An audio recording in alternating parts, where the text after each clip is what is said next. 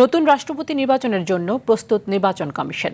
জাতীয় সংসদে ডেপুটি স্পিকারের সঙ্গে বৈঠক শেষে এই কথা জানিয়েছেন প্রধান নির্বাচন কমিশনার এএমএম নাসির উদ্দিন। তবে এখনও দিনক্ষণ ঠিক হয়নি। সিসি জানিয়েছেন, ভোটার তালিকার জন্য এরই মধ্যে সংসদ সচিবালয়কে চিঠি দিয়েছেন তারা।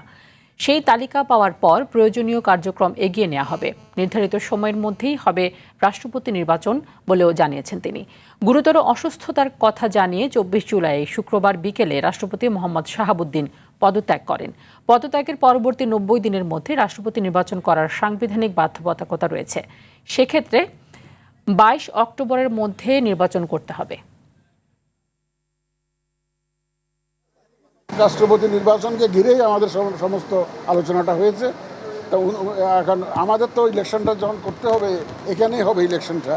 নমিনেশন যদি আমাদের ওখানে সাবমিট করবে, দিনক্ষণ এবং বিস্তারিত আমরা গেজেট আকারে প্রকাশ করব, আপনারা তখন জানতে পারবেন। এখনও কোনো চূড়ান্ত কোনো দিনক্ষণ আমরা ওইভাবে ঠিক করি না, এখন ঠিক করি না। আমরা বলেছি যে কোনো সময় রাষ্ট্রপতি নির্বাচনের জন্য প্রস্তুতি আমরা নিয়ে রেখেছি।